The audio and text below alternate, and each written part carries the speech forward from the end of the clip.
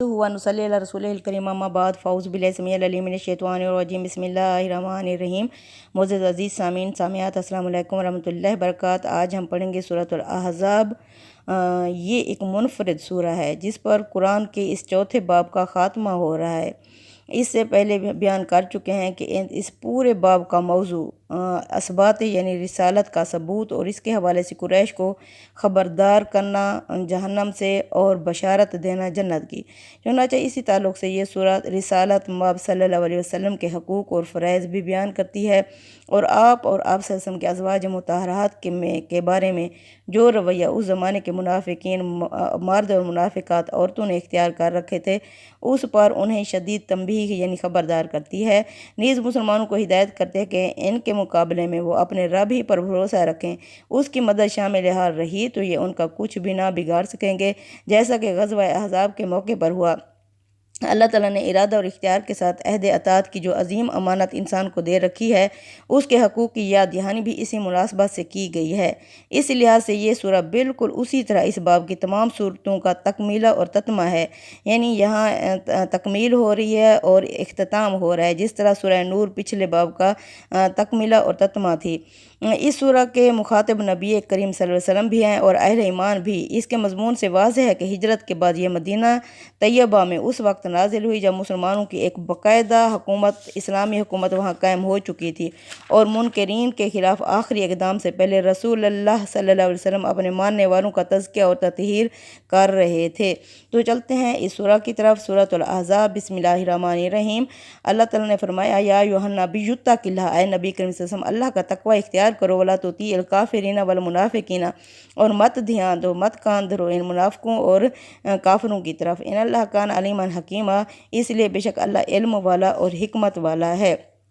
अब अल्लाह ताला फरमा रहे हैं ये उन बातों की तरफ इशारा है जिनका जिक्र आगे आएगा और जिन्हें कुफ़ार और मुनाफिकीन ने आपस के ख़िलाफ़ फितना अंगेज़ी का एक ज़रिया बना लिया था। चुनांचे इसमें जो बात कही गई है उसकी तंबीही का रुख दर हकीकत उन्हीं की जानिब है, क्योंकि अल्लाह फरमाते हैं अल्लाह अलीम और हकीम है, यानी उसने अगर कोई हुक्म दिया है तो वही इल्म वाला और हिकमत का तकाजा है, उसके ख़िलाफ़ किसी की कोई चीज़ भी लेके इल्तफ़ात नहीं है। अब ये मुनाफिकीन कौन थे? ये मुनाफिक हमें पहली ही सूरह से मिलते हैं, यानी सूरह बकरा से। अब अल्लाह ताला ने फरमाया कि जब रसूलुल्लाह सल्लल्लाहु अलैहि वसल्लम मदीना हिजरत करके गए तो वहाँ जो बनी इसराइल के लोग थे वो यानी 3 ग्रुपों में थे। एक ग्रुप वो था जो फ़ौरन ही ईमान जिसने कबूल कर लिया, वो हैं सूरह इसकी बकरा की पहली 8 आयत हैं कि बेशक वो लोग ज़ालिकल किताब, ये वो किताब है जिसमें कोई शक नहीं, इसमें हिदायत है मुत्तकीन के लिए। कौन से मुत्तकीन? वो जो ईमान लाते हैं गैब पर और नमाज को कायम करते हैं और ज़कात अदा करते हैं, हमारे दिए हुए रिज़्क़ में से खर्च करते हैं, यही लोग हैं जो फलाह पाने वाले हैं और यही लोग हिदायत पर हैं और यही कामयाब हैं। ये हैं जो फ़ौरन ही जिन्होंने इस्लाम कबूल कर लिया था बनी इसराइल के लोगों में से। दूसरे वो थे, अल्लाह फरमाते हैं चाहे इन्हें डराओ या ना डराओ ये ईमान नहीं लाएंगे। क्यों ईमान नहीं लाएंगे? क्योंकि ख़ातम अल्लाह ने मोहर लगा दिया इनके दिलों पर, इनके कानों पर, इनकी आंखों पर पर्दा डाल दिया और इनके लिए बहुत बड़ा अज़ाब होगा। किस लिए? क्योंकि ये पीछे ही रसूल का इनकार करते आए हैं। इन्होंने यानी पहले ही से इनके दिलों पर मुहर लग चुकी थी रसूलों के इनकार की वजह से। अब तीसरा ग्रोह कौन है? तीसरा ग्रुप वो है जो मुनाफिकीन है, जो ईमान तो लाए लेकिन यानी झूठ मूठ का, अंदरूनी तौर पर नहीं सिर्फ बैरूनी तौर पर, ताकि मुसलमानों की जमात में शामिल हो सकें और वक्तन फ़वक्तन उन्हें सताते रहें। तो इस तरह ये आगे पूरी सूरह इन्हीं मुनाफिकीन के बारे में हमें बता रही है कि ये मुनाफिकीन किस तरह अल्लाह के रसूल की जमात में शामिल होकर और किस तरह इन आस्तीन का सांप बने रहे। तो अल्लाह फरमाते हैं ऐ अल्लाह के रसूल अल्लाह का तकवा इख्तियार करो और मत ध्यान दो इन काफिरों और मुनाफिकों की तरफ, बेशक अल्लाह इल्म वाला और हिकमत वाला है, यानी अल्लाह इनसे वाकिफ़ है और अपनी हिकमत से काम कर रहा है, फ़ौरन ही नहीं पकड़ता। वत्ता भी मायूहा इलाइका मिन रब्बिक, आप वही पैरवी करें उस वही की जो आपकी तरफ आपके रब की तरफ से की जा रही है। अल्लाह काना बिमा तामलून खबीरा, इसलिए जो तुम अमल करते हो अल्लाह उससे बाखबर है।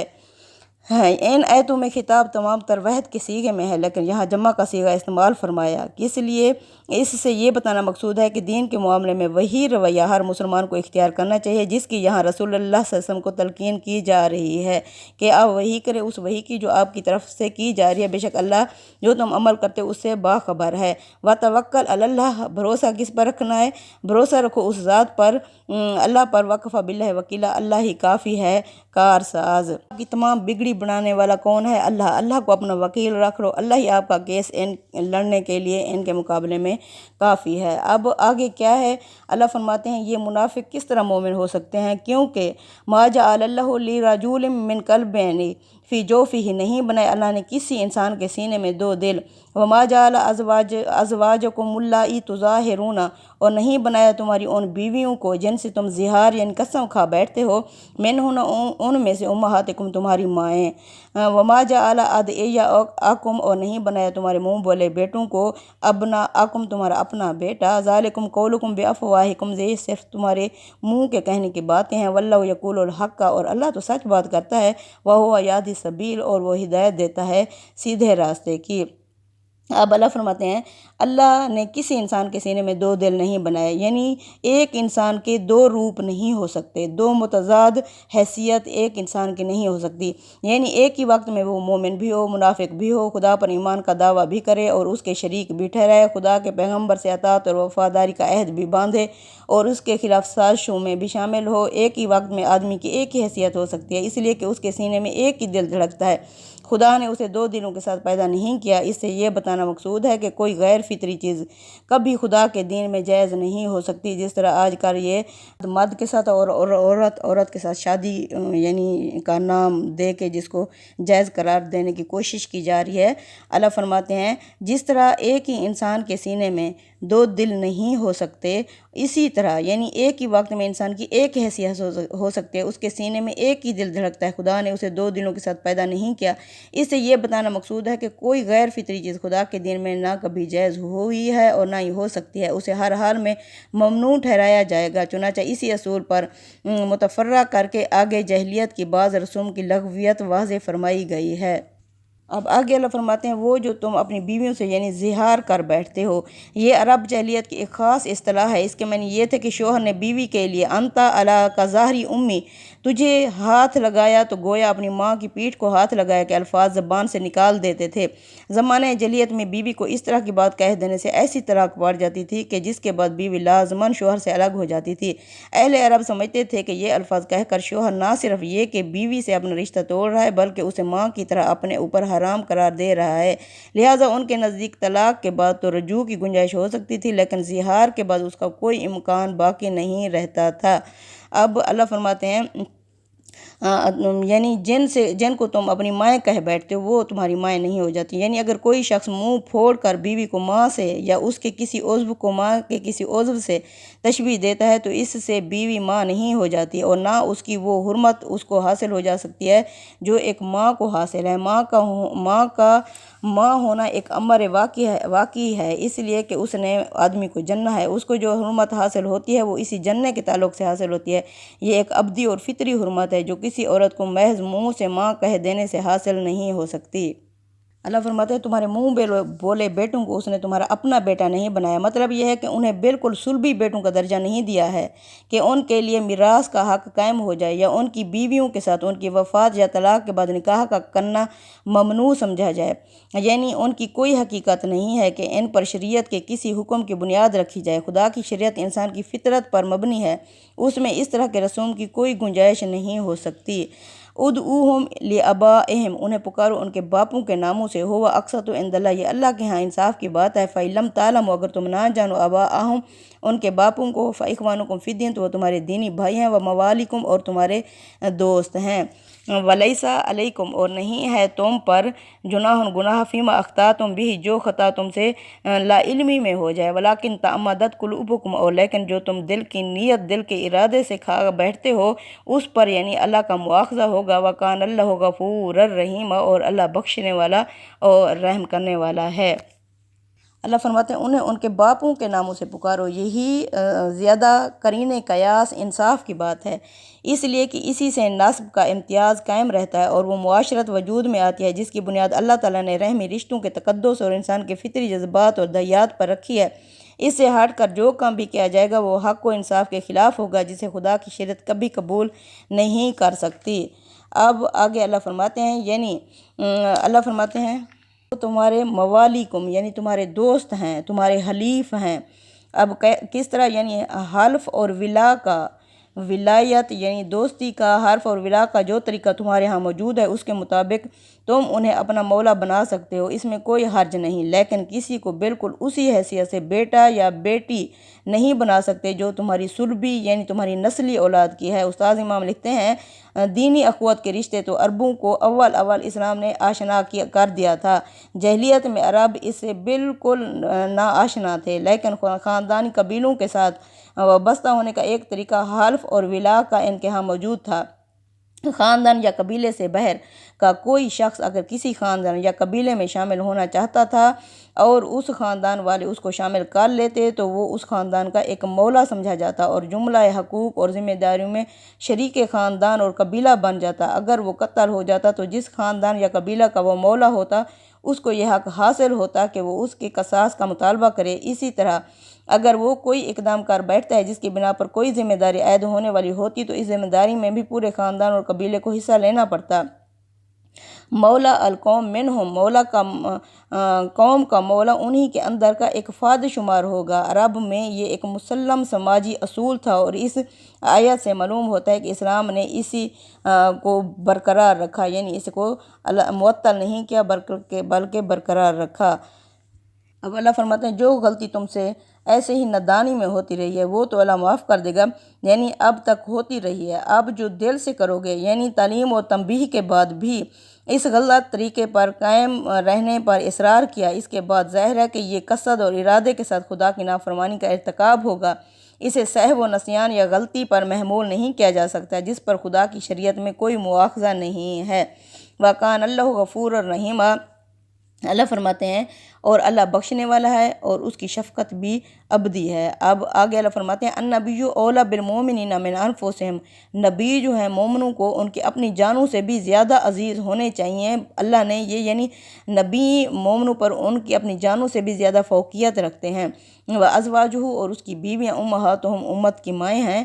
وَأُولُو الْأَرْحَامِ بَعْضُهُمْ أَوْلَىٰ بِبَعْضٍ، اور خون کے رشتہ دار البتہ ایک دوسرے کے زیادہ حقدار ہیں فی کتاب اللہ، اللہ کی کتاب کی روح سے، من المؤمنین مومنوں سے بھی زیادہ، والمہاجرین مہاجروں سے بھی زیادہ، الا ان تفعلوا الی اولیاءکم معروفا، ہاں اگر تم ان مومنوں اور مہاجروں کے ساتھ کوئی نیک سلوک کرنا چاہو، معروف طریقے سے پیش آنا چاہو تو اس میں کوئی مذائقہ نہیں۔